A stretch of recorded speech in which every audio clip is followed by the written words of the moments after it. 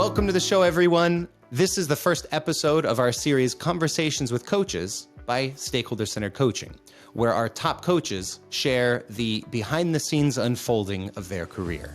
Now, the goal of this series is to give you an intimate peek behind the curtain so you can see some of the messy ingredients that go into building a successful coaching career and the rewards that come at the end of the tunnel for those who are willing to work. I'm your host, Brandon Mergard, and if you'd like to ask a question or recommend a guest, send me an email, podcast@mgscc.net.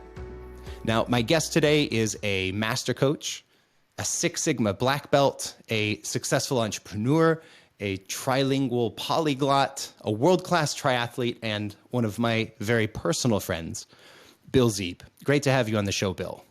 It's wonderful to be here with you, Brandon. Thank you.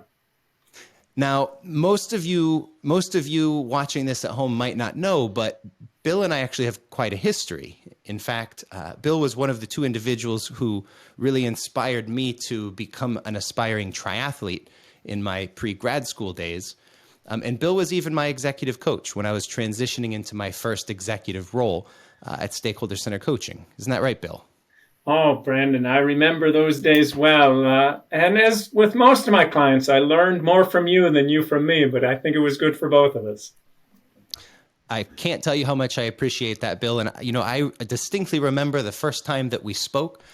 When you reached out, I could tell that there was a different type of passion and ambition to succeed at whatever you were doing.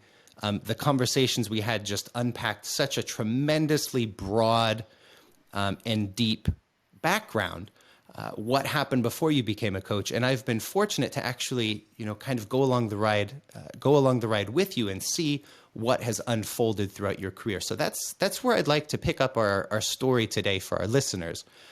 So we all know Bill Zeeb, the master coach. But who was Bill before that? And I believe you had quite a transition into coaching. Is that right?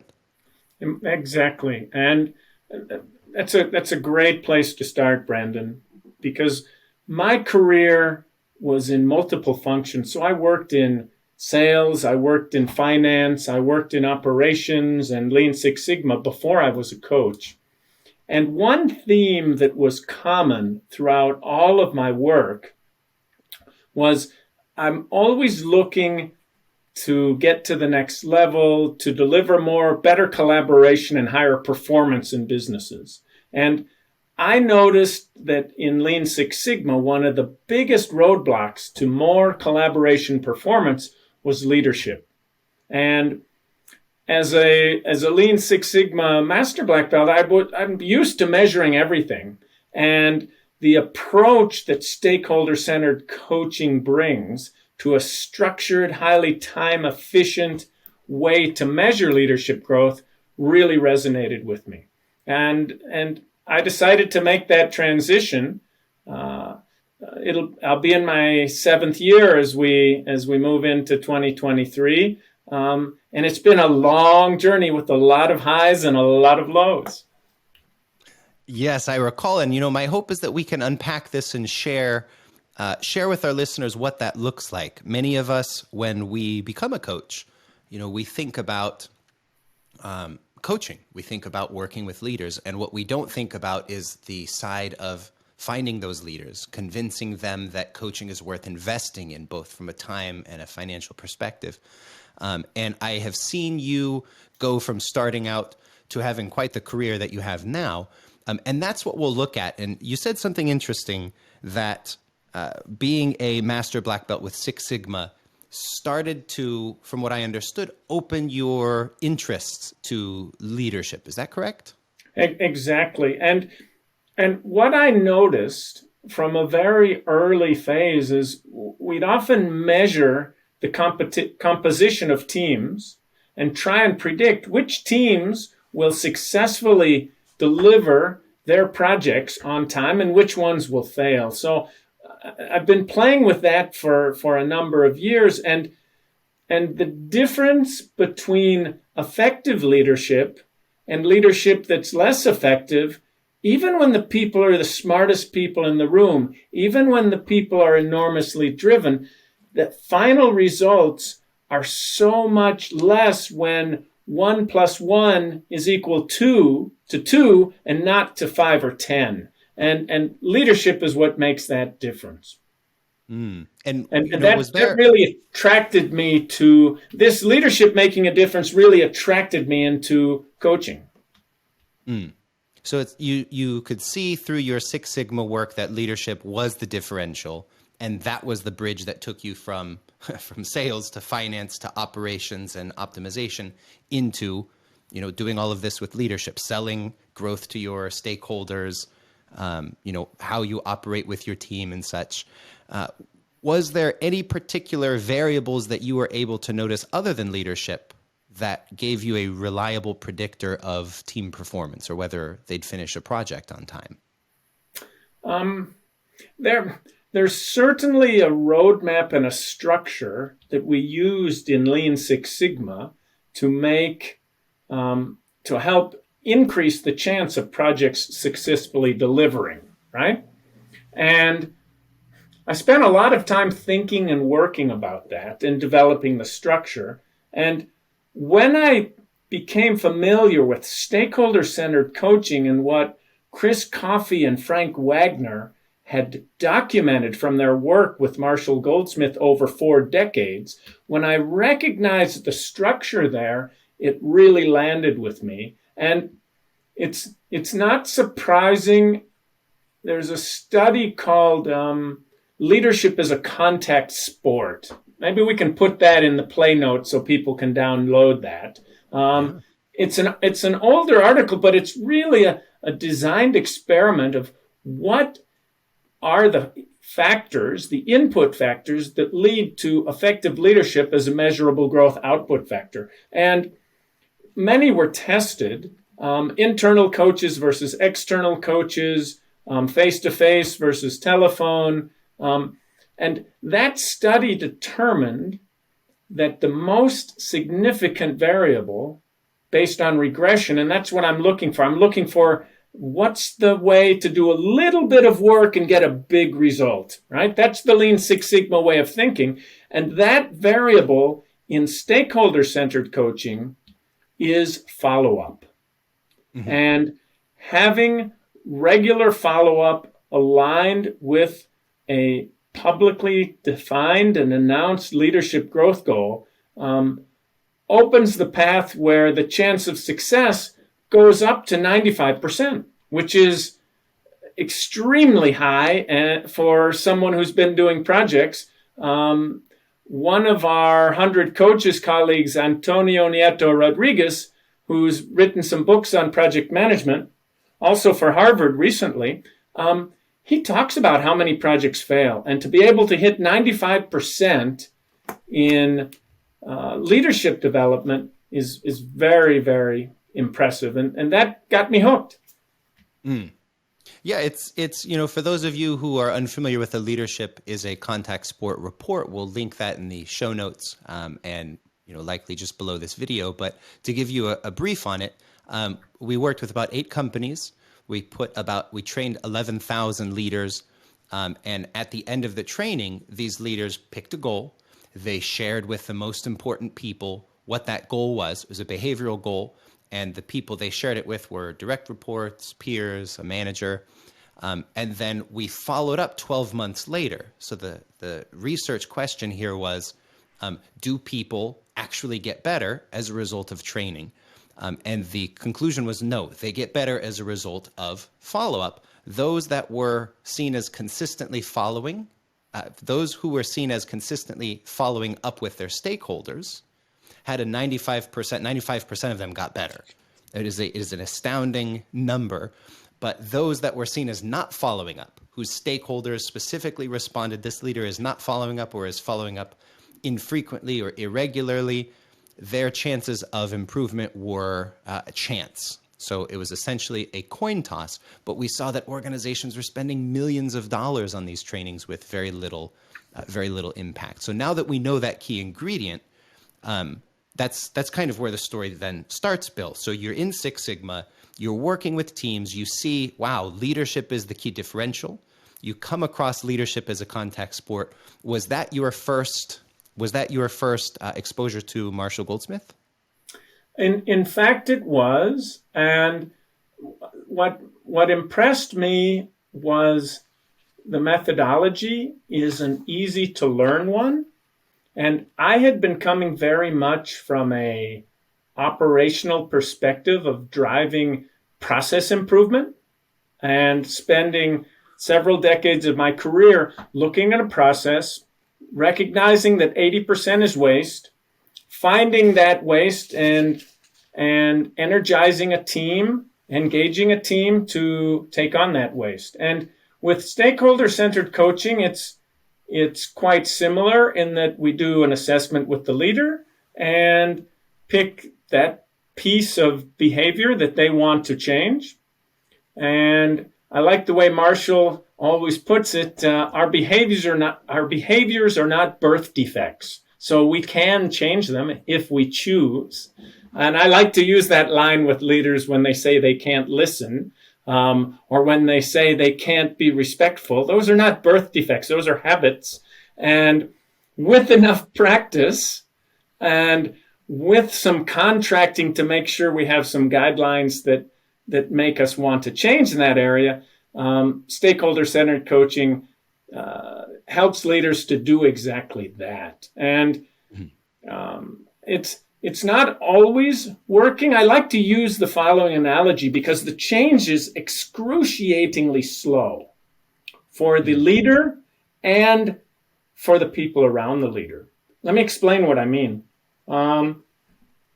When we change our behavior, that's much faster than when other people change their perceptions of us. And so when I told my wife I'm going to start helping more around the house and unload the dishwasher, and I did it for the first 2 weeks. After 2 weeks, I forgot a day or I had a call, and she said, "Oh, you never do it." And that's the typical reaction because she was living in the past, not in the past 2 weeks. When however, the 2 weeks after that, every time I was loading the dishwasher, I would announce to her, "Oh, if we put the forks in this way and the spoons this way, it unloads faster. Oh, if we pre-rinse that pot, then it comes out clean. Oh, if I clean the filter, then it's going to get the dishes more clean. Oh, if we put a little salt in where it's supposed to go in the salt dispenser in the dishwasher, it's going to help. Oh, this glass or bowl, if you don't turn it right, it collects water and then it's a mess to unload." When I told her that over 2 weeks and missed a day, then she said, "Oh, don't worry about it. You've got it." And that's exactly what stakeholder-centered coaching is all about. It's about helping leaders to change their behavior and to earn the recognition from their stakeholders of that changed behavior. Wow. And in the beginning, that wasn't so clear to me. And it requires enormous patience and optimism as a coach to be able to celebrate and congratulate the leaders along the process on their very small steps of progress, which in fact are highly important, right? And I would imagine that it takes patience as well from the stakeholder side. Would you agree with that?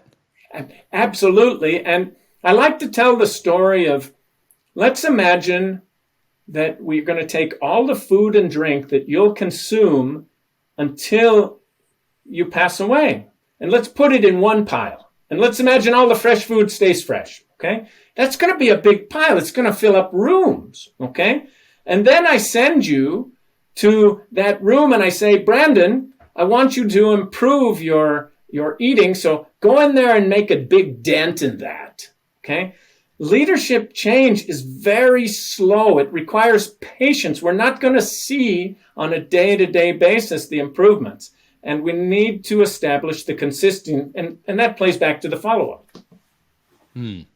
Well, I'm very eager to get into the coaching side of this, but let's just turn back the clock and give us kind of the panoramic view of, you said you went through sales, you went through finance.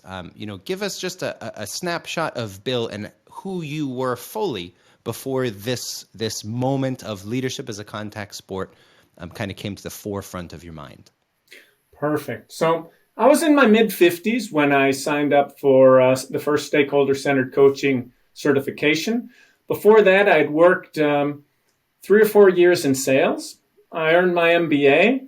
I worked 7 years in finance for General Motors in Europe. And I kind of lied to myself because I'm not a finance guy.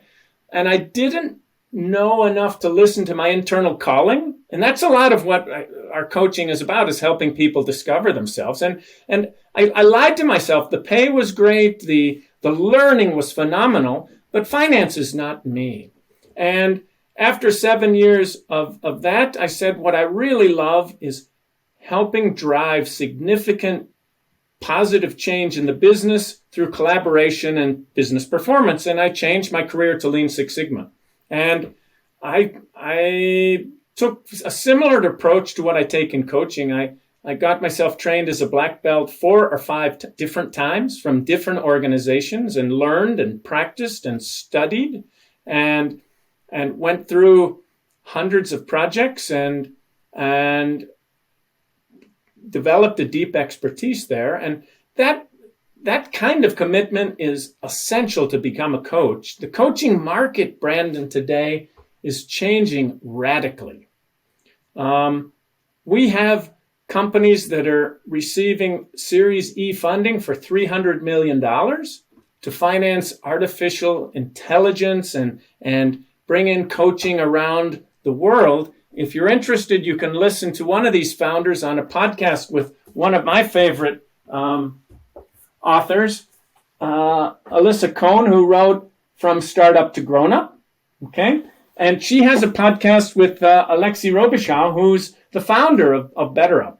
And I recognized early on in my career that I needed to have a very structured process that was well recognized, or I was going to not have a chance to support my family going forward. And so when I looked at coaching, there's part of me that says, hey, there's so many new people coming in coaching. How do I make myself stand out? And how do I make sure that I'm providing for my family in the future? And stakeholder-centered coaching provided just that, because it gave me exactly the structure that my clients are looking for. And just today, in a few client conversations, the word structure comes up so often. And stakeholder-centered coaching brings just that. It's amazing. So it sounds like, as you journeyed through your career, it sounds like the transition point from what you were doing with Six Sigma into coaching was more of a pull. You wanted to be in coaching more than you necessarily wanted to be out of Six Sigma.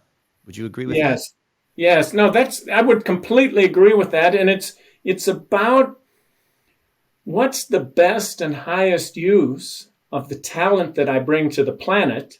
And as I pondered more about Lean Six Sigma and some of the projects that I was blessed to work on, and I helped our team, the team we built, helped clients to save hundreds of millions of dollars.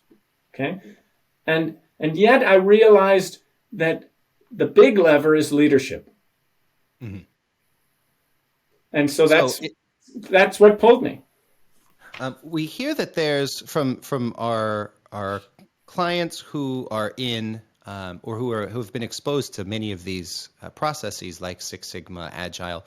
They often say that there is strong linkage between the two. So as an expert yourself, where do you see that intersection between process improvement through a methodology like Six Sigma and stakeholder-centered coaching for leadership? Oh, wow. This is a great question. And I have to admit, in the beginning, I tried to hold them separately. And I tried to say, I'm now letting go of my Lean Six Sigma expertise and I'm focusing on leadership. And one of the early founders that I was blessed to work with in Switzerland, the Swiss Entrepreneur of the Year, when we went through the stakeholder-centered coaching contract of responsibilities that he brings as a leader and that I bring as the coach, he was very specific, and he actually added to the contract. He said, Bill, I want your Lean Six Sigma experience as well in this relationship. So I don't want a pure coaching. I want it mixed with your business expertise from having worked in or for over 100 businesses, and also with Lean Six Sigma. So we added that, and it fits very well with stakeholder-centered coaching, but I have to be careful to put on my coaching hat or to put on my Lean Six Sigma hat and differentiate them. And I've been shocked, Brandon, how we used to train Lean Six Sigma black belts for 4 weeks.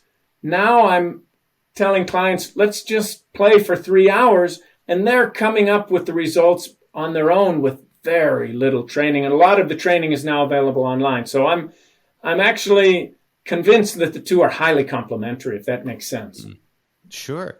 I've in my years in this business, and maybe those of you listening at home can comment down below, I've never heard of a client asking to expand the scope of responsibilities in a coaching contract. Was that just out of left field for you, or did you kind of expect that given the client you were working with? I didn't expect that. However, the niche where I like to work the most is with highly ambitious and successful PhDs who come from scientific backgrounds, who are looking to advance science to change the world and happen to be creating companies to do that. And that niche happens, and it's luck. I didn't do it by design. That niche happens to fit extremely well with the profile that I bring. And what I have learned is, and this is something I've learned from Marshall Goldsmith, I've learned much faster to declare what I'm not an expert in and be much more selective on what I can help clients with. And this was a mistake I made early on as a coach. In the desire to please and to have some work, there's always different tasks and challenges that come up in a business. Sticking to my knitting, which is Lean Six Sigma or sales training, which is another area where I also work with clients, and leadership growth, that's what I do. And when people ask me to do things like help with IT project implementation or help with R&D processes, that's not what I do. And I'm very quick to declare that. And that preserves my capacity for the things that I do the very best that the clients keep coming back for.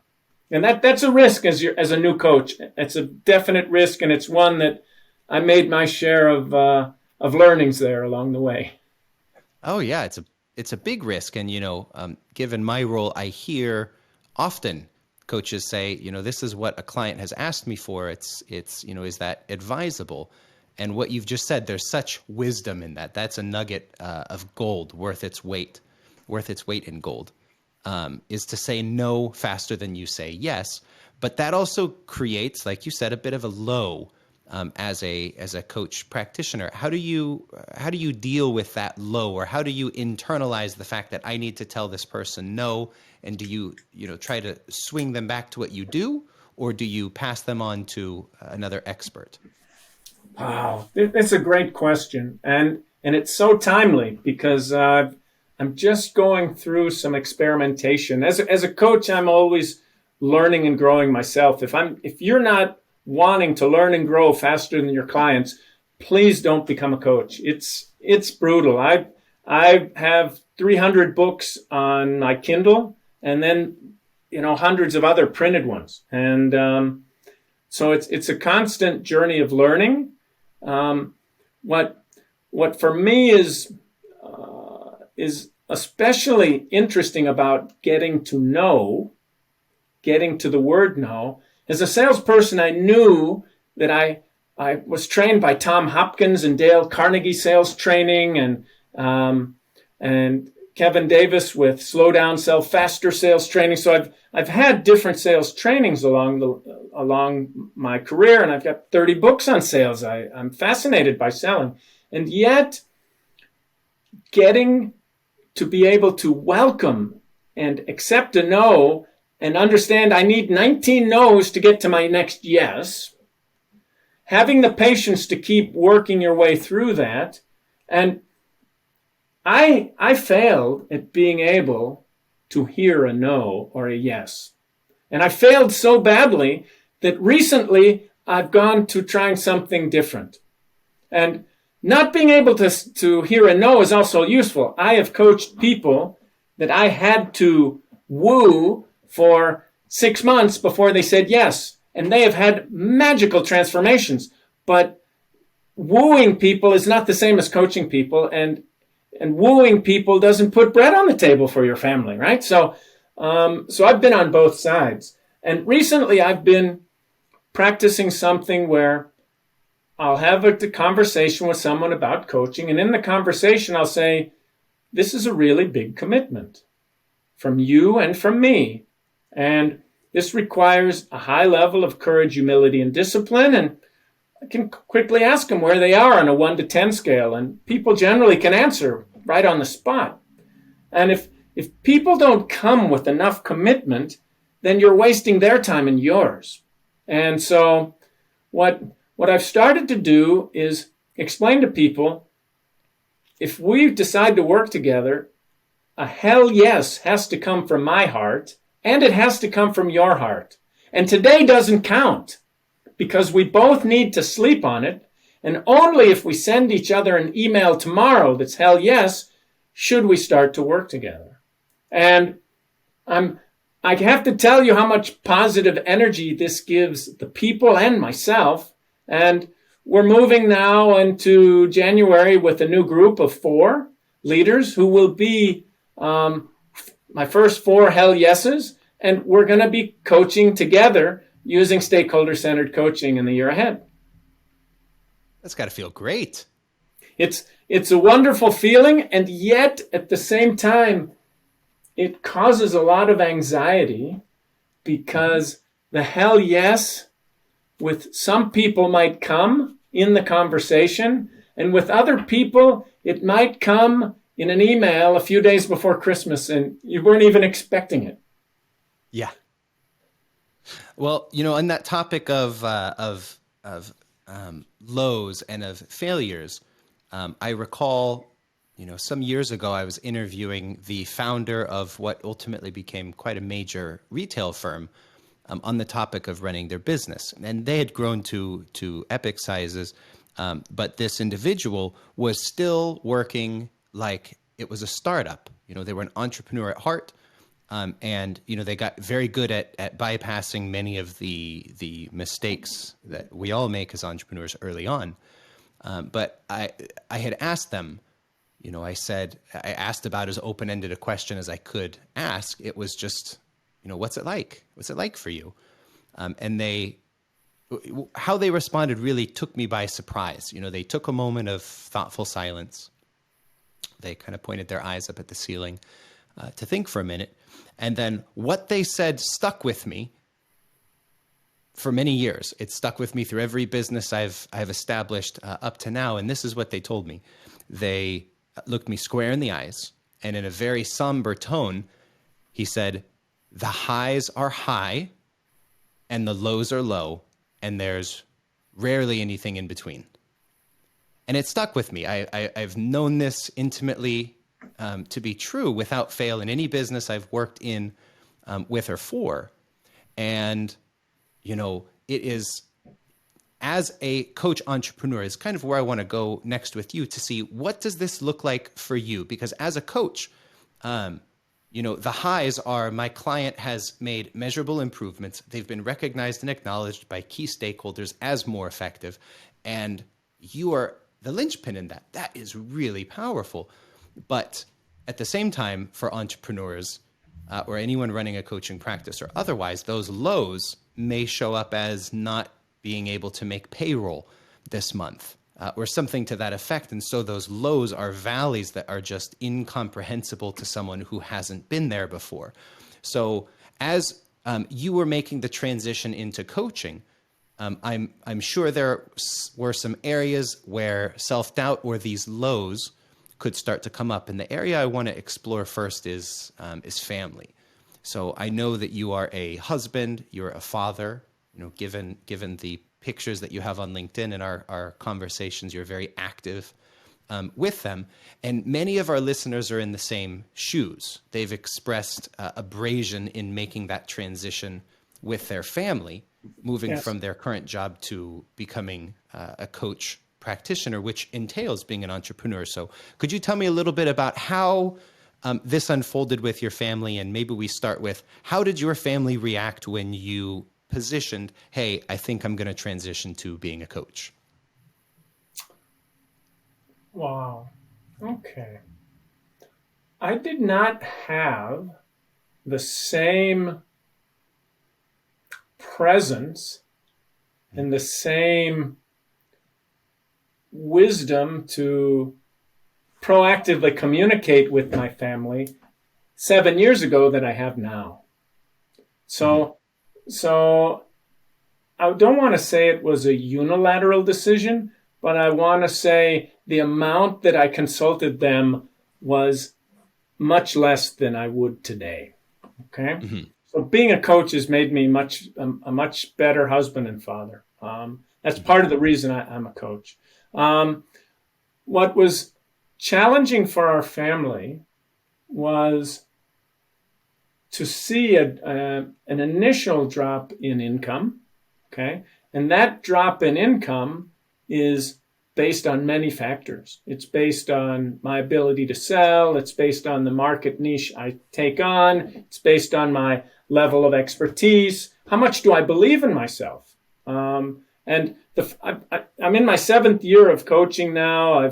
I've coached 1,800 hours. I've been blessed to coach 15 CEOs. I've coached in 27 countries. So when I meet with a client now, I have many stories to share and tell. In the early years, that was not the case. And having the support to be able to call a Mike McCartney or a Chris Coffey or a Frank Wagner before I would go on a presentation, to be able to reach out to the network was highly valuable. And I continue to pay that forward in my work with your organization, Brandon, in the mentoring sessions that we do, the weekly 90-minute sessions, right? Where coaches now get 7 sessions of 90 minutes and they prepare before them, and they're beautifully orchestrated and designed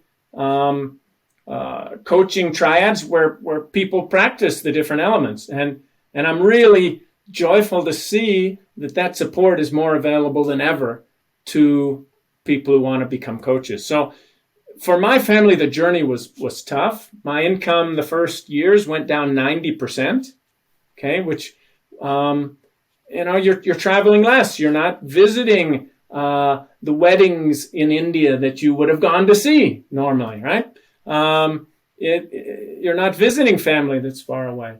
And before people go into coaching, make sure that you're completely committed to it, and make sure you have a long-term vision. My vision is, I'm 63 years young now. I've been coaching for 7 years, but I figure I've got easily another 20 years of coaching, and they're my best, if not 30. And I'm having more fun than ever before. So the challenge with the family at the beginning was not easy.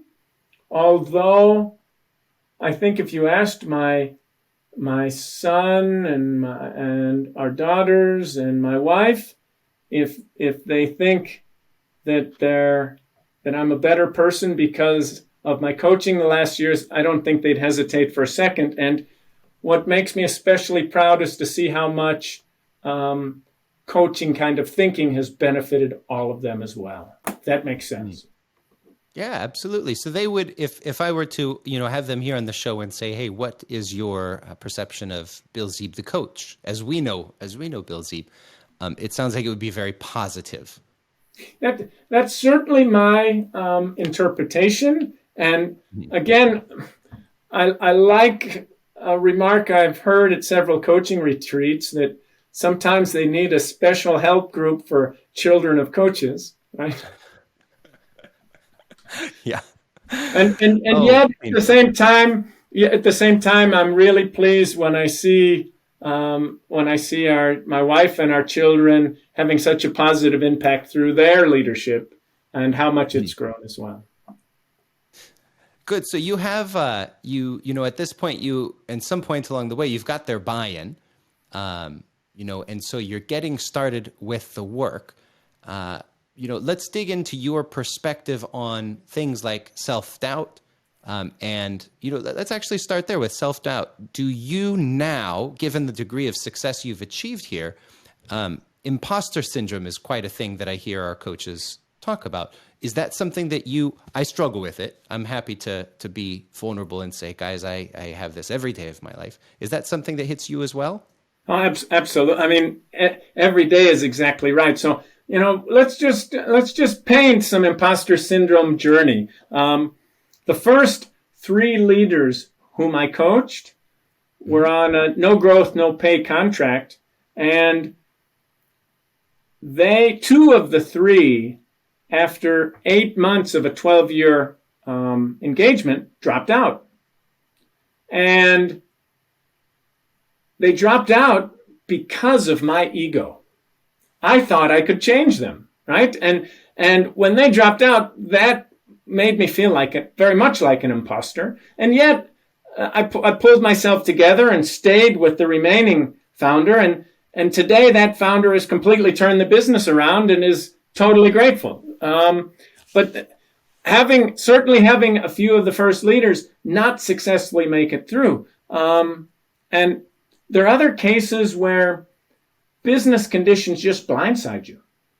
You're coaching a leader and they're hospitalized for a week halfway around the world. Both of their parents fall ill and pass away in the year you're coaching them. I mean, these kinds of things can happen. And when I hear at the end of that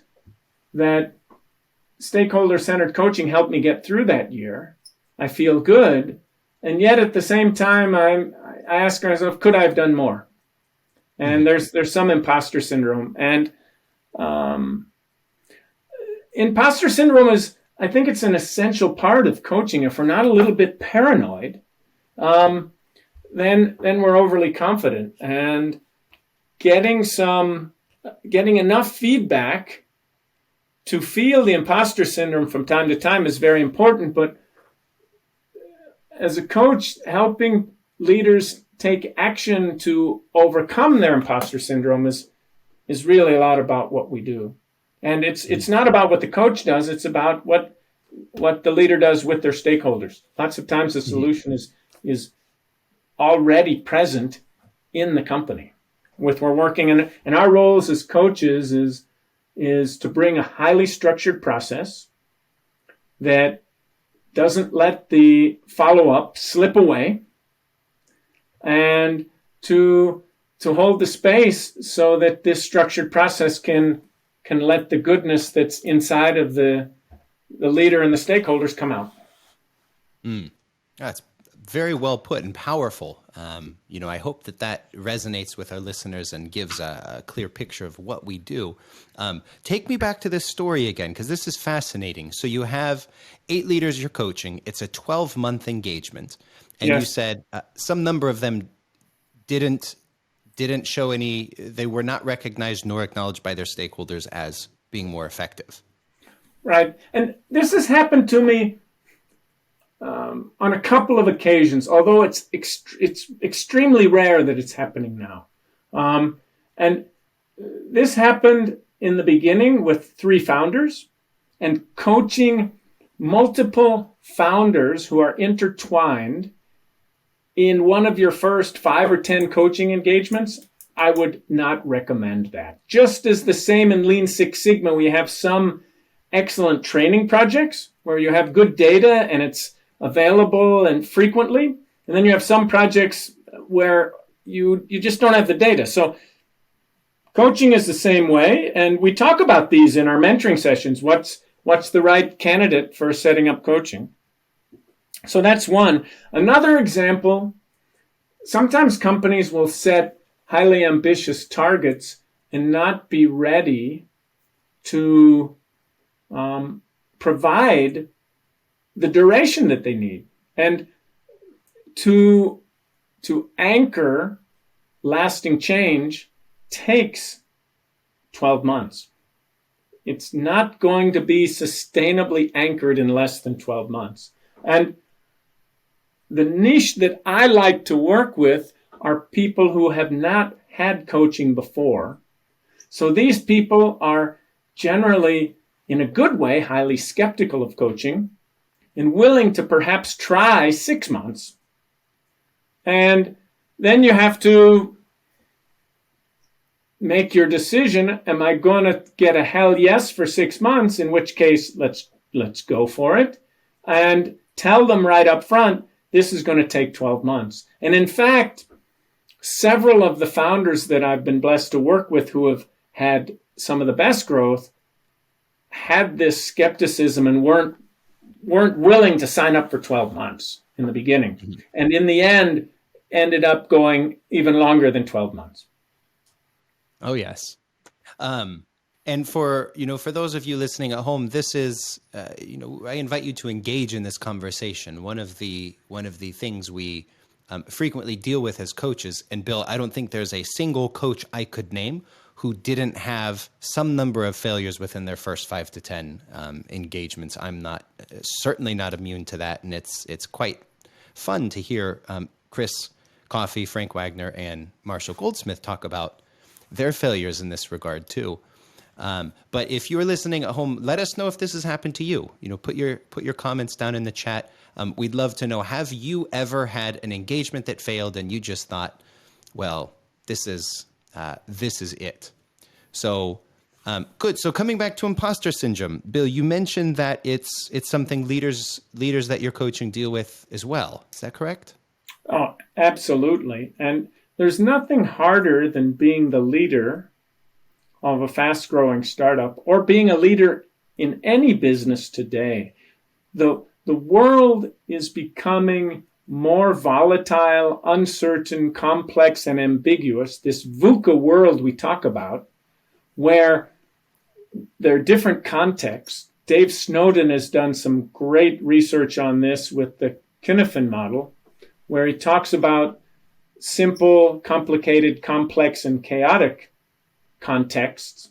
And the complicated means I can figure it out. I'm going to kick a ball in a soccer goal. I can use physics and I can figure it out. There's a right answer.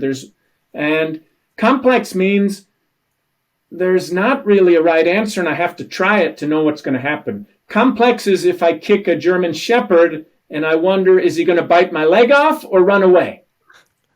Okay. Complex is COVID. Complex is trying to figure out what's going to happen next in Ukraine or with Taiwan. Okay. Complex is understanding our supply chain. Okay. Mm-hmm. And the leadership challenges of today demand leaders who have the agility to let go of knowing the answers in a complicated world and engage the collective brain power of their entire team.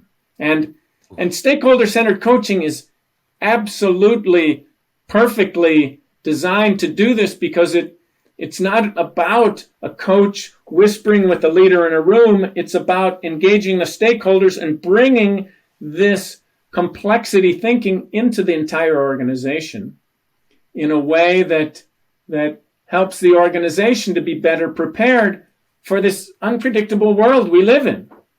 And I don't think the world with climate change and everything else that's happening with financial and economic situations and political uncertainties, I don't think the world's going to be moving towards simplicity in the next years. So if there's a way to strengthen this complexity dealing muscle, that's wonderful. I heard one story that was so beautiful on this because I think stakeholder-centered coaching is good for the planet. You might think, hey, Bill, what world are you coming from? But in South Africa, there were some riots. And in part of South Africa, over 100 supermarkets were looted and burned on a weekend. And there are 3 supermarket chains.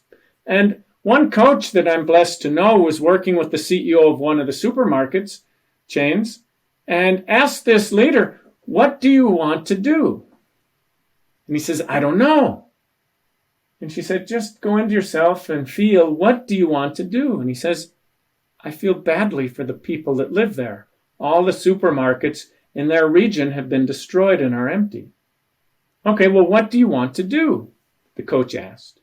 And the leader said, "What I'd like to do is fly there and rebuild the stores and restock them." "Okay, that sounds reasonable. How are we going to do that?" "Well, the airline's closed. The airport's closed." "Okay, well, you know the CEO of the national airline. Maybe you can call him." Next thing he knows, he's flying there with 250 people on the plane and a team to rebuild the supermarkets. They rebuilt the supermarkets, and they actually emptied the national supply chain to restock them. So all the suppliers were empty to refill this supermarket chain. The other supermarkets took longer than 2 weeks to rebuild. What ended up happening was, what was good coming from the heart of this leader was extremely profitable for the business and the constituents as well. And this is the kind of leadership that's not possible when leaders are not working in a collaborative and a calm way. And stakeholder-centered coaching helps give leaders a chance to step into their more creative side and to let go of the tension of their reactive sides, if that makes sense. Wow. That is a powerful story, Bill. Who was, if you don't mind me asking, who was the coach?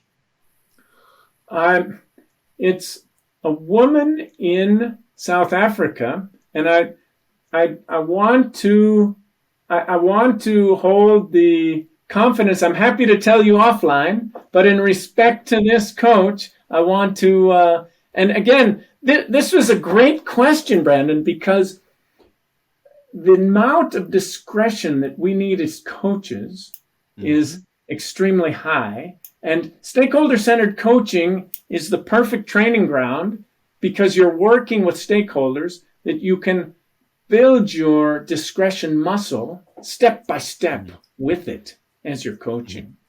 And because you're declaring in public the leadership growth goals. So thank you so much for asking me that question. And I hope I've enlightened people, because I think there's a lot more goodness in the world that can happen when leadership is better. And we need more examples like that. And there are many. Say that one more time. There's a lot more good that can happen when leadership is effective in the world, okay? Because ineffective leadership hurts the leader, the leader's family. It also hurts the employees. The level of employee engagement that we're experiencing today in many companies is at record lows, and we've just come through such a horribly challenging time with COVID, right? Mm-hmm. And with the inflation that we're facing, and with the increase in interest rates, all of these, and with the supply chain, there's so much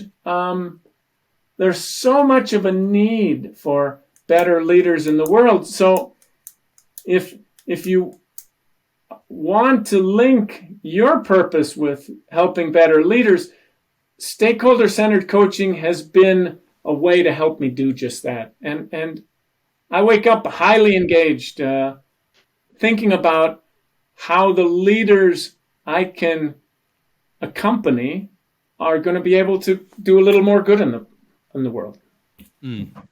You know, Bill, one of the gifts that you're giving me now, and that this series, my hope is going to give all of us, is that as coaches, we're so focused on seeing the leader get better, seeing the leader have these enormous transformations. And having this conversation reminds me, as coaches, we're having that same transformation. And sometimes we have to have that before we help take leaders through that transformation. We talked a little earlier about having a muscle to deal with complexity. And Yes. I had a call with Frank Wagner just Yes. a few days ago, and he described this in a way I hadn't heard yet, but I think really nailed it on the head, which is that the rate of change over the last few decades has just exploded. And the necessity of leaders to continue with that rate of change is growing in parallel. And therefore, effective leadership is predicated on one's ability to learn and adapt. And stakeholder-centered coaching, as he described it, shortens the learning curve. It says, you can't manage change entirely on your own. Well, you can. It's just going to take more time and more money. But your stakeholders are all carrying a part of that load. And if you just create that channel of feed forward, you understand exactly how to build your, let's say, complexity resiliency muscle, so that when these challenges come up, you've got the bandwidth, communication bandwidth, you've got the rapport, and you have a system that means you don't really have to think about what to do. You just need to ask what to do, prioritize, and get on the ball. So, this is exactly what this series should be, Bill. So thank you for that. And I want to turn a bit to entrepreneurship, because it's interesting that more than half the challenges coaches face in creating their coaching career has nothing to do with coaching. It has to do with, it's not leadership, it's not methodology or stakeholders, it is entrepreneurship.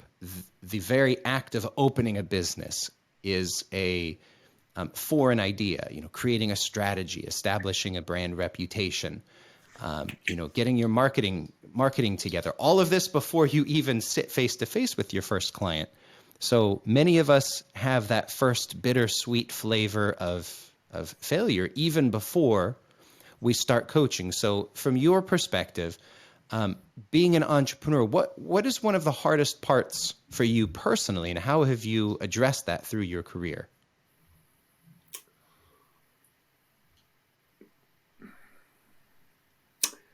I'm thinking, Brandon, that I've tried to do too much on my own.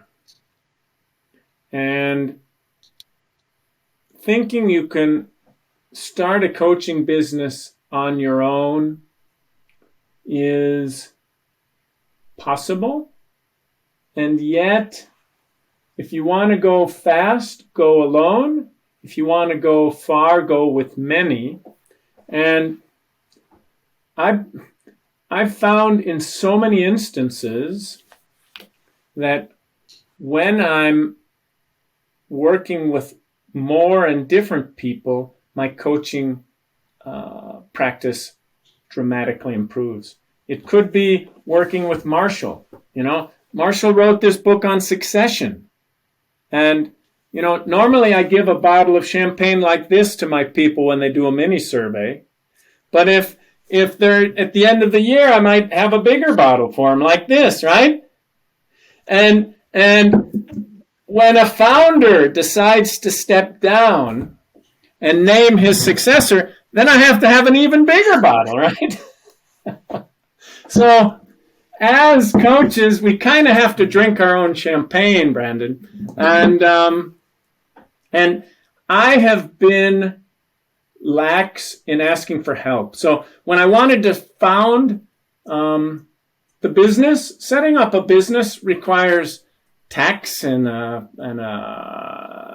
payroll, and you need to put together a budget, and you need to understand what's your forecast and handle your cash flow. And I got some help in that area. I found someone who had been before me, and they introduced me to some people, and I got some help in that area.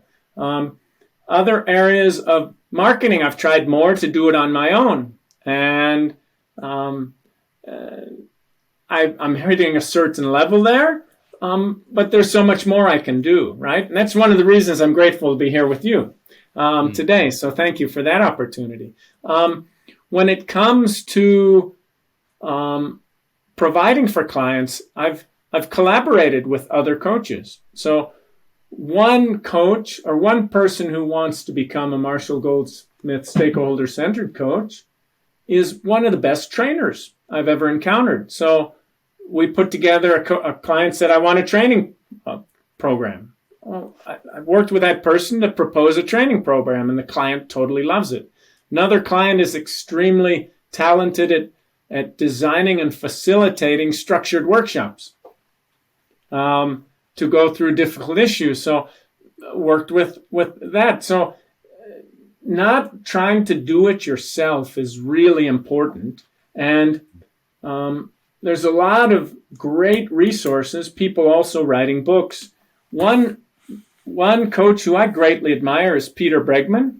He's written this with Howie Jacobson, and I got to spend a week with them in Esalen some years ago. And this book is absolutely brilliant. You can change other people. You need to start with yourself first.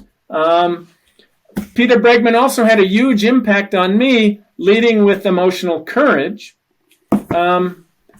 because I went through a personal transformation when I was chasing dollars as a Lean Six Sigma Master Black Belt. And I was very proud to say I led a project that helped the client generate 30 million euros a year of profit as a dishwasher. And that was kind of who I was. It wasn't I helped the client have better leadership to do this and that. So Peter Bregman helped me really make a transition from leading for dollars to what we call leading from the heart. And that's what I try and do today. And I don't forget my Lean Six Sigma background, but I try and combine the two, if that makes sense. Yeah, absolutely. And Bill, just as I have to point this out, you feel a bit like a Mary Poppins with your desk there. That's incredible. What you've got right there on demand. I assume this is something you do with your clients as well, right? Just here's some resources to recommend. It's really important, especially when we're remote like this, to have some fun and try and make a connection with people. And there's so many ways we can do that. And coaching should be a little bit like Cirque du Soleil, a little bit entertaining and wow and fun. There's no reason leadership development needs to be dry. And so that's one thing I've learned along the way, is to try and keep a few things that are fun. One of the problems that I had, this was imposter syndrome again. I'm working with a founder, and I've got a workshop, and I think, okay, I'm going to teach his executive team how to juggle. Well, it turns out this founder is a master juggler and can juggle bowling pins behind his back. And here I am in front of him, trying to teach him to juggle a few balls just for a minute, right? And you gotta have get some fun. imposter syndrome all the time. At the same time, if you can have fun while you're coaching, then let's do that, right? Oh yeah, that seems like a good antidote to imposter syndrome. Is just have a laugh at yourself, have a laugh with others. Wow. Okay, that's fun. I know that you juggle. And you juggle quite well. But to think of you, having a leader and taking that juggling in and having them actually be considerably talented at it it just seems like such a statistical anomaly. Juggling is learning to juggle is very similar to leadership growth in many ways. First of all, it's really not about so much what you say or do. It's, do you acknowledge what the other person has to say before you try and give your message? So it's not about the catch. Juggling is all about the throw. can I throw the ball exactly to the same spot so it lands in my hand without looking? And when you learn to juggle once, and the ball's going to fall many times. And by the way, leadership growth, the learning comes from the failure, not from the wins. And that's perhaps why a coach is so helpful, at least for me. I've worked with 27 different coaches on over 750 inbound coaching sessions on me. Now, some of those are with my triathlon coach, okay? But many of those are with highly talented coaches who have helped me to, one therapist over 26 weeks helped me to discover many new things about myself, right?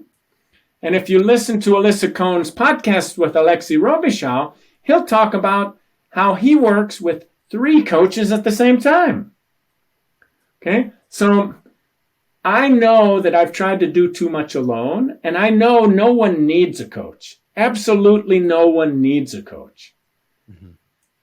I believe if you want to work on yourself and how you collaborate and perform, you deserve a coach. But that's a personal choice, and there have been decades in my life when I was not ready for a coach.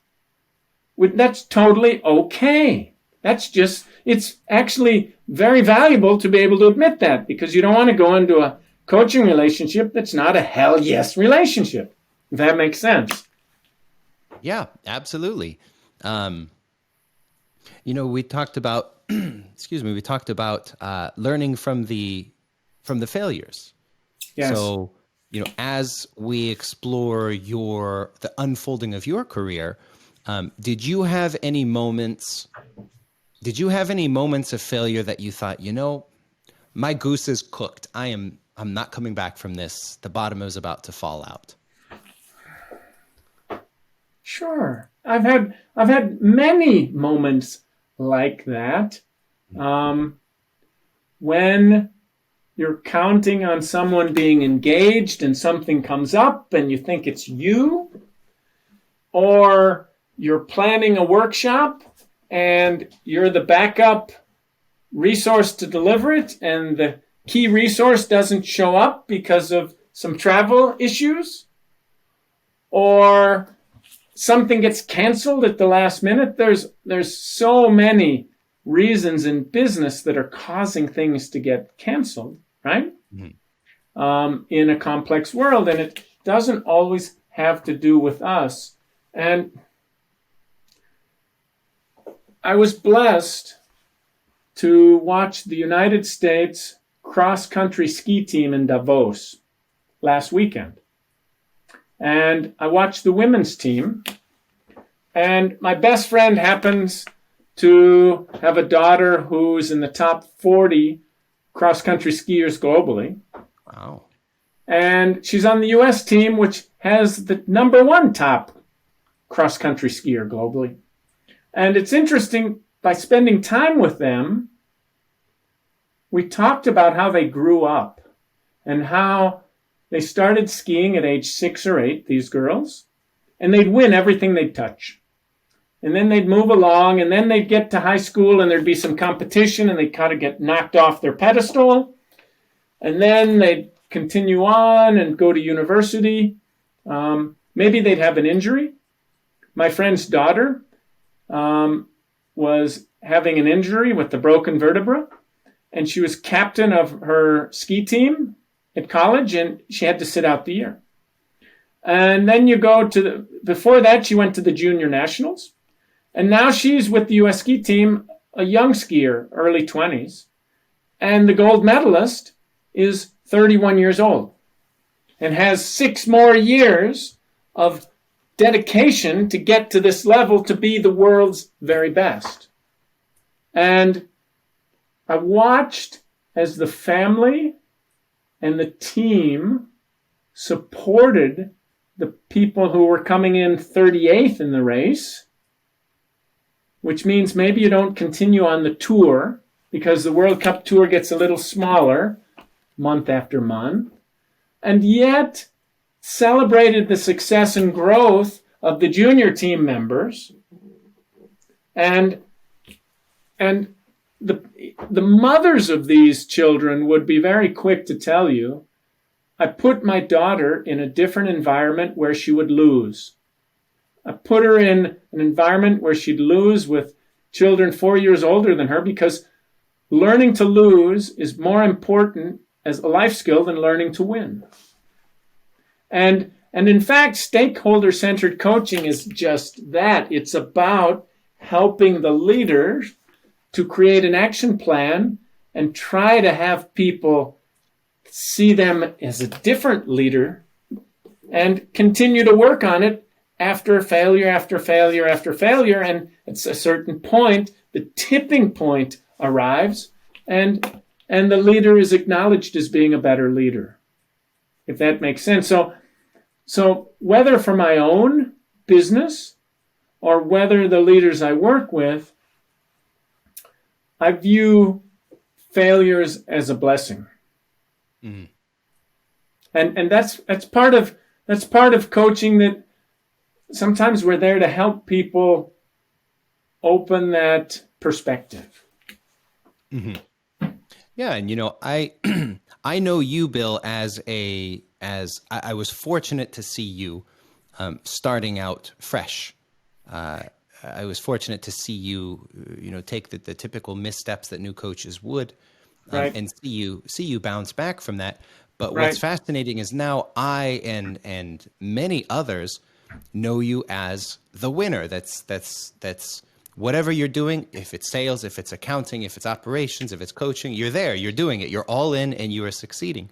And that is the part that the retail firm founder said. The highs are high when you are the owner of that endeavor, that whether it's a business or an activity, those highs are highs. So let's get into that. From your side, you're working with some world-class leaders who are doing some big things, and I know we have a number of confidentialities that need to be protected. Is there anything that you can share that your clients are doing, or that the impact that they are having in their industry, their space, the world, the leaders that you're working with? Wow. Yeah, sure. And working with scientists, or working with businesses that want to serve their customers well and grow. When a business wants to grow and they're doing good, that's where coaching brings the highest returns. So, and I'm so fortunate to work with some clients that are extending the limits of science, mm-hmm. Making detectors that are able to capture 12,000 images a second and photograph individual atoms and use these tools, or provide these tools to scientists to use to discover the COVID virus, mm-hmm. to make that visible. And these are entrepreneurs with dreams of bringing the Internet of Things to factories to eliminate the waste and reduce the global warming. Or it can be scientists helping people do cell research and actually measure neural transmissions between brain cells, living brain cells. I mean, what science is doing today is enlightening. Companies making sensors and sensor systems that can determine methane leaks at all the oil rigs around the world. That's impacting global warming in big ways. It's invigorating to help these companies in their work to bring science to better serve mankind, and that's a bit the niche that I'm in, and powerful leadership applies to to advance the progress of mankind. And we've never needed progress more than today. Oh, yeah. Yeah. And so like you said, this is one intersection point between stakeholder-centered coaching and the world at large, how it actually makes it better. So you've talked about how, your clients are many times surprising themselves with what they accomplish. They are surprising you in many ways with what they're doing as a result of their leadership for what their companies are producing. Was there a time that you have surprised yourself with what you can do as a coach or how you have transformed as a coach? Because there are times that I can put my finger on that you have surprised me and helped me surprise myself. I'd love to know, and I'm sure our listeners would too, how have you surprised yourself along the way? Yes. I think many examples of, if you're not surprising yourself every few weeks, then you're not learning fast enough to be a coach. And if I want someone as a coach, I want to make sure that they can tell me how they've been surprising themselves in the past weeks. Okay. And a few things I've been learning about myself is you can take a 360 or you can do the behavioral interviews and you try and learn what are the things that are holding me back. And these are things that have been holding me back for decades, but I tend to be a very pleasing person. Pleasing means I really want the other person to be attracted, to want to engage with me, not to have no rejection. Okay, and that's why I share chocolate with all of my clients whenever I visit them. Okay, and it's also for me a reason when I sense something in a client, the echo from my childhood years comes to my brain when my parents, who were trying to deal with 6 children, and I was the oldest of 6, would often state, if you don't have anything nice to say, don't say anything.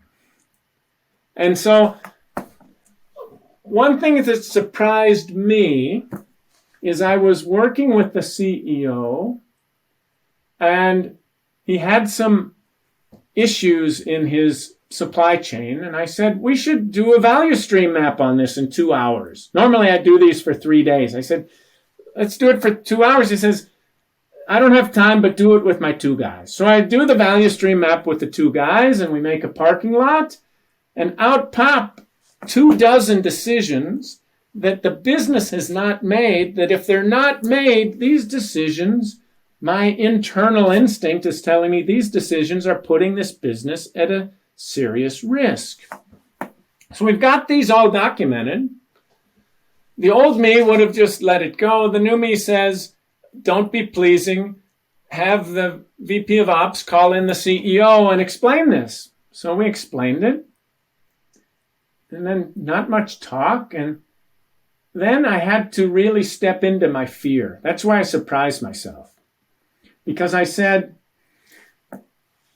I'd be happy to be wrong on this. And I really don't understand your business very much because I've only been here a few hours. But it feels to me as if you've got a few dozen decisions here that need to be made and are putting your business at risk. And that was kind of my obligation as a coach to increase the tension in the process, in the system, so that when I let go, there's movement created. And I left that day face to face, and the next day I had a Zoom call with the CEO. I come on the Zoom call with the CEO and I said, I feel bad today. There's some fear inside of my heart that I was too brutal yesterday. Do you know what the CEO told me? What did he say? What do you think he said, Brandon? You did amazing, Bill.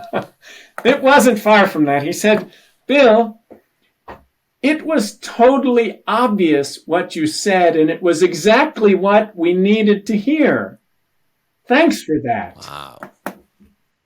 So that was one way I surprised myself. And if you're not having a surprise like that once a month, then that's okay. That's your choice. But if you want to take your leadership to a higher level,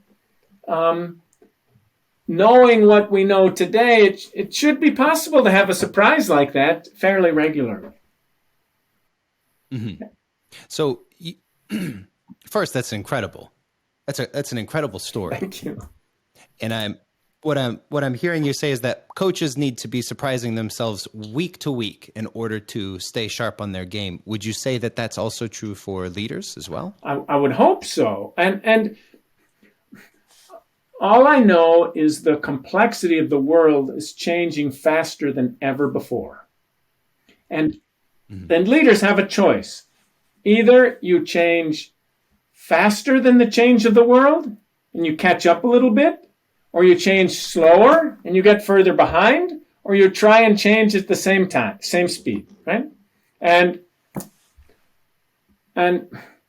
my hope for the world is that we have more and more leaders who have the ambition to grow themselves faster than the complexity around us is growing. And that's a massive challenge. That's a massive challenge. Mm-hmm. Mm-hmm. And it's clear how coaching can absolutely facilitate that kind of growth. And it needs to be highly time efficient, and it needs to be, in some sense, measurable, which brings me to another topic. And I think in 10 years or 5 years, when we look back at the coaching of today, we'll be laughing at ourselves. Because the Model T Ford, it didn't have a gas pedal, and it didn't have a starter motor, and it didn't have a heater, and so many things, right? And yet, people are really excited about it. And that's kind of how coaching is today. It does make me... I'm proud to be part of the adventure and the growth, but it's pretty rudimentary. When I think of how can we use apps, I'm using apps with 50 or 60 leaders. I've got thousands of questions that I've piloted this year where leaders complete questions on a daily basis, except not in an Excel spreadsheet like Marshall Goldsmith taught them for decades. They're popping it in an app, so the data is in the cloud, and suddenly when I have a coaching call, I sign in 5 minutes earlier, check out the data, check out the comments the leader wrote, and suddenly as a coach, I'm in a much better position to help the leader step out of the overwhelm, the whirlwind of the everyday work, and take a look at what am I learning now? How am I changing? How are things getting better? Or which experiments failed, and what am I learning from that?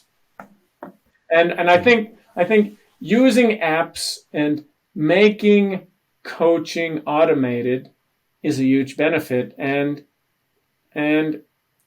I'm a big fan of that. And there's some big organizations that are going to move this forward, and yet I think some simple steps can also have a very big impact. So there's many alternatives where we are, right? Oh, yeah. I know one of the apps that you are a big fan of was also built by one of our certified coaches. I'd love to give a plug. Could you tell us, what is that app? How can people find it? And who's the coach that's put this together? Excellent. And again, I'm honored because I looked at 4 or 5 products on the market, and I was about ready to pull the trigger.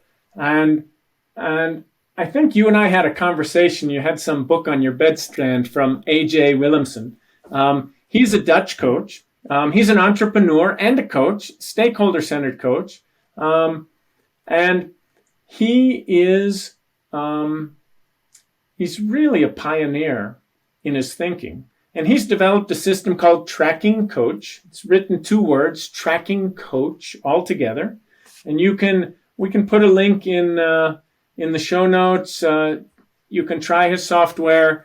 What I find is we have opportunities in the future to use automation even better. And I'm experimenting in that when I have a leader and 6 or 8 stakeholders, I'll offer Tracking Coach to the stakeholders as well. And this builds on the model of another one of my heroes. Let me see if I can find his book. There's so many friends I have from Marshall Goldsmith. I want to be a big plug for him. I mean, Dan Norenberg is a great coach in Munich that's been really helpful to me. We got some French coaches in the U.S. One of them is Hortense Legentil, and Hubert Joly was the CEO of Best Buy. They're providing so much thought leadership. I'm really grateful. But I want to come back to a leader that was coached twice by Marshall Goldsmith, once at Boeing and once at Ford when he was CEO. And his name is Alan Mulally. And his principle is working together. He worked with James Lewis on this book. And there's some other books, but Alan Mulally has been a big figure in my coaching. He gives me a lot of inspiration in his leadership style. So I hope I give you a little bit of, I hope I answered your question there in some sense. Yeah, absolutely. For those who are watching or who are listening at home or on the road, to find out more about Tracking Coach, Bill, could you tell us what that website is? Yes, the website is www.trackingcoach.com, and you can have a free demo and practice on the system yourself for a few weeks. And I highly recommend that. I think the hardest part is of any data collection and coaching is making sure you are able to guide the user interface. And AJ is brilliant at that. He's been absolutely expert at helping me navigate that. Mm-hmm. And we didn't correspond with AJ about this beforehand, so I don't want to surprisingly flood his inbox. If you want to be in touch with him, you can email us podcast@mgscc.net or go directly to his site, trackingcoach.com. And, obviously definitely check that out. I think AJ would be delighted I think he'd be excited and he'd ramp up his responsiveness. That's at least how I know him. I feel really blessed. He's a great guy to know. He also helps coaches build their coaching business. So you can talk to him about that as well. That's right. I'm looking at his book. Maybe you have one in your Mary Poppins. From Rich Coach to Poor Coach, I think is the title. Just because we're here. Also a good read. We didn't touch base with AJ about this beforehand, so hopefully he's just happy to get some people pointed his way. But I digressed. Bill, what came to mind as you were sharing about learning from failure is a quote from I think it was Napoleon Hill, who said, "You can succeed best and fastest by helping others." Yes. And that is what I have known you as, and that is what I hope that our stakeholder center coaching community can become. But the purpose of this particular platform, this interview series that we're doing, Conversations with Coaches, is to unveil that surprisingly messy backside of what it takes to put together that coaching career. Now, given that you have achieved objectively high success in multiple domains even, I'd like for our listeners to be able to walk away with some, whatever prescriptions that you could have to make the journey just a little bit easier for themselves. So one question I'd ask, because you've also greatly positively affected my life with some of these, what habits, disciplines, routines even have you started or established that have made a difference in your coaching career? Wow, great question, Brandon. Thank you so much for asking that one.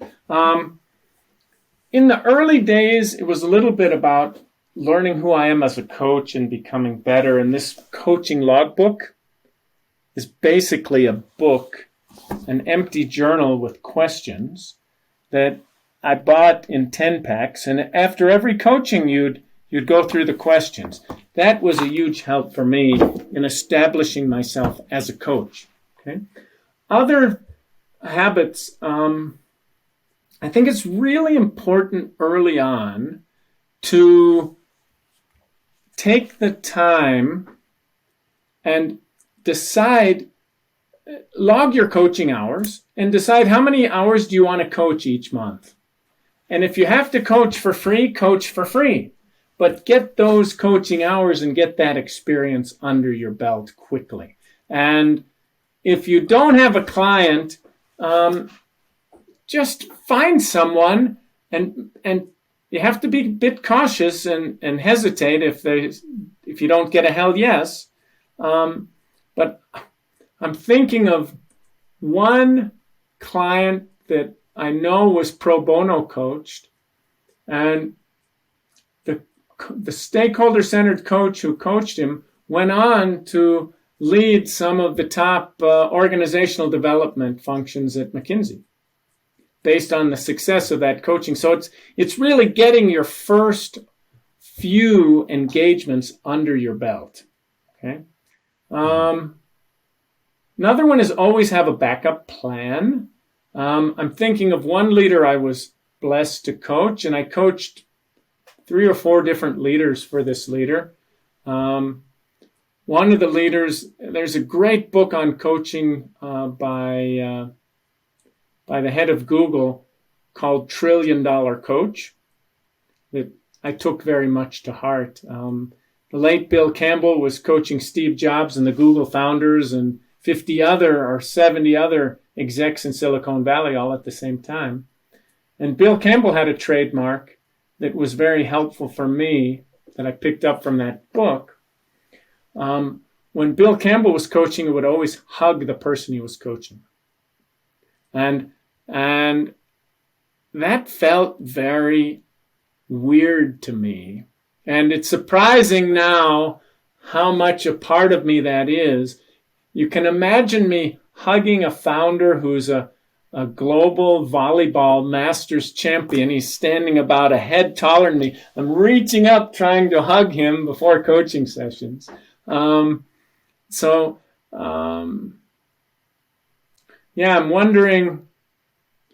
wondering, Brandon, what other habits can I give people?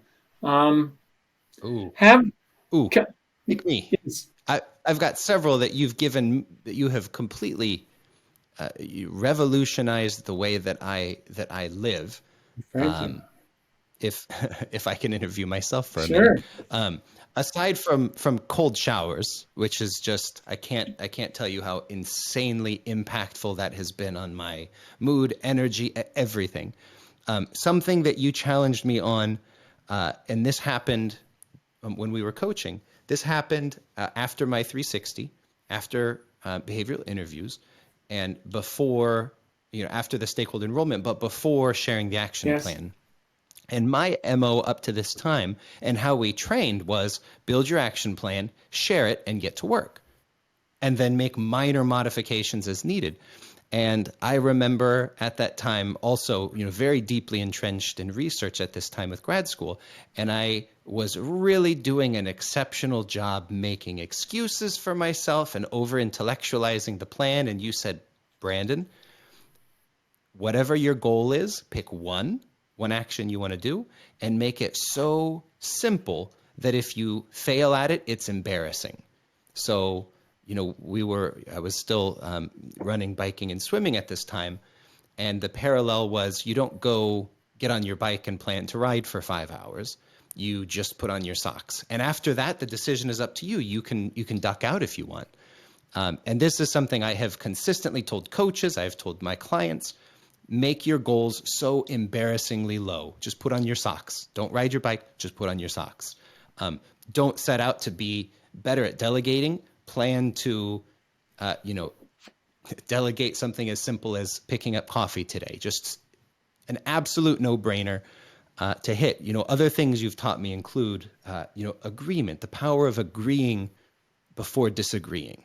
And what a great humanistic characteristic to have. Just before you share a disagreement, find 3 things to agree with, no matter what it is and no matter who it is. And it needs to not be a matter of manipulation. It's a matter of, I see what you see in this. I can disagree, but I can see what you see in this. And Bill, through our mentorship sessions that we do with our coaches in training, I share these things. I plug you constantly. And coaches come back and say, that was the difference maker for me. And I say, me too, my friend. Thank you, Bill, for that. And that's great advice for anyone at home listening to this. So that's really kind, Brandon. Thank you so much for that. And actually, a lot of the credit for that belongs with the late Chris Coffey, who was kind enough to help me win some of my first engagements. And I think that's part of the community that we're building now. I'm feeling that within our community more and more, that there are a few coaches that you don't need to do this alone. Reach out and get some help. It's always better on a sales call to go with 2 rather than 1, if you have the chance. And if you're going to do a Zoom call, there's not a lot of cost. Make sure that one thing that I like, and AJ's book is jam-packed with actionable tips that you can use that are highly useful. One of them is productize what you're doing, and stakeholder-centered coaching does this quite well, but come up with a good, better, best offer and just go to market with that and let people pick. And it could be 6, 9, or 12 months. It could be with or without the app, or you can play with it, but come up with a good, better, best offer. Another thing I've learned from AJ is, and again, it comes back to, if you make small progress, that's good enough every day. It's like eating your way through the warehouse of food. You just need to make sure every day you consistently eat. We manage that. We can do other things consistently too. We breathe consistently, right? So behavior can be made consistent. And what AJ talks about is creating your ideal client profile. In a perfect world, who do you want to work with? Take their pictures, take their businesses, describe what they want to learn and what they want to achieve, and the part you want to play in that. And when you can describe your ideal client, then it's much easier to get to a hell yes or a no, let's go to the next one, and find who are the people you want to serve. Who are the people who are going to most appreciate you? So that's another useful tip. Documenting your coaching hours is a powerful way to have a retrospective review. I was talking to one leader today, and this leader only wants to have 30-minute coaching sessions. And yet this leader has had, it's in the top 5 leaders of all the leaders I've coached, right? And it's interesting to reflect on that and have the data, and to be able to say, if we're trying to create a vision, it's not going to happen in 30 minutes. Let's book a 2-hour session. So that can be highly useful. I guess my biggest tip is, don't do it alone. Make sure that you are working to build and develop a community of other like-minded coaches, and get yourself some help. I know when I was not actively connecting with other coaches, it can be a very lonely place to be a coach. And as soon as you're lonely, you're not adding your value to the world, and that's a pity. So I guess don't do it alone would be my advice, and practice, practice, practice, and celebrate and expect and celebrate your failures. When I was trying to be certified as a master coach, I was coaching a leader, and I was working so hard to coach this leader, and his CEO was fired. And that's already a major change. And so I'm coaching, and then he gets his second CEO, and that person leaves, and then he gets his third CEO. Within 1 year of coaching this leader, who I was counting on to get my master certification, he had 4 CEOs, and in the end, we couldn't close the coaching. Expect that. That's normal. And be ready for that. So, and celebrate it. And that leader today, I'm still working with that leader. And that's a leader that provided me with some great lessons, of working with some you never know what you're going to have with a coaching engagement till you have the first discussions. Chris Coffey's taught me always share an email with a few documents. I like to share the 20 ineffective habits from Marshall's book, and if it's a woman, Sally Helgeson's 12 things holding women back, and the 20 commonly chosen leadership growth areas. And if a leader doesn't have the time to read that and come back in a conversation with some reflections, you know that either the leader's not going to be engaged, or they're in such a reactive environment that it's going to be a challenge to get their attention. That's a valuable thing to learn in the early phases. If we took a leader perspective, let's give advice to leaders here. If I am a leader and I'm thinking, coaching might be a good thing for me to do. I'm not sure where to start. I'm not sure what I'm looking for. I'm not sure who to talk to about this. What advice would you have for that person? Caveat emptor, let the buyer beware, because coaching it's a profession that's growing so fast, and there's so many different flavors of coaching. I think it's important that you learn a bit about what coaching can do for you by talking to some people who've done it. Sometimes I like to organize a call for 6 or 8 leaders, and maybe 2 or 3 have had coaching and 2 or 3 haven't, and there's maybe a couple of coaches on the call, and we just talk for a few hours. I like to do that if you can have a call like that to kind of educate yourself. Other things you can do is I like to do what I call a powerful coaching conversation. And I actually use it as one of my most powerful marketing tools, where I just take 2 hours with the leader and I focus purely on them and getting to know them and helping them. And in a powerful coaching conversation, Brandon, what I do is I say there can be one of 3 outcomes. Either we get to know each other better, and that's a good thing. Okay, that's enough.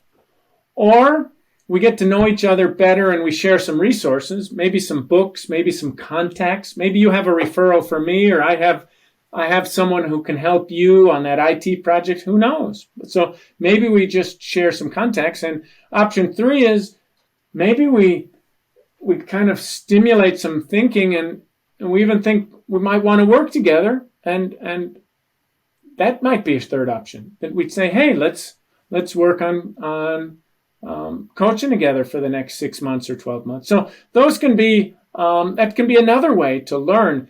I don't like 30 or 45-minute coaching conversations for chemistry, because it's like a beauty parade, and the coach that you like the most probably isn't the best coach for you. Okay, sometimes you need the one to hold the mirror, to shine the light in the darkest corners where no one else has got the courage to shine the light. So There's another book I'd highly recommend. It's from a high-level executive coach who is also in the Marshall Goldsmith 100 coaches. His name is John Reed. And I don't have the title to his book, but again, we can pop this one in the chat. John Reed is a psychologist and a highly expert coach who I've been blessed to work with in a few coaching courses, as well as know him through the 100 coaches. Reed, John Reed. Yeah, we've got his. I've got his LinkedIn. Excuse me, LinkedIn pulled up here because I would like to point people in the right direction. So here's some of the publications. They all look like they're on Forbes. A Journey Between Two Worlds. Pinpointing Excellence. The Key to Finding a Quality Executive Coach. That's his book. Yes, that is his book. That's it. Good. One more time. That's Pinpointing Excellence, The Key to Finding a Quality Executive Coach from Bright Sky Press Publishing. And that's by Dr. John Reed. Fantastic. Good. And, you know, if we were to point the leader who's coaching curious, let's say, to a resource or, let's say someone that they could speak with to know more or to be advised without, an agenda, where could someone like that go, or who could someone like that talk to? Perfect. I would be happy to make myself available, and I'm not actively fighting for new clients now, but I absolutely love having a conversation like that, and sometimes through my network as a mentor for Marshall Goldsmith Stakeholder-Centered Coaching, I can identify if there's a certain need that people have, be it in sales, be it in operations, be it in internationalizing your business. So people could certainly reach out to myself. I can also recommend my coaching supervisor.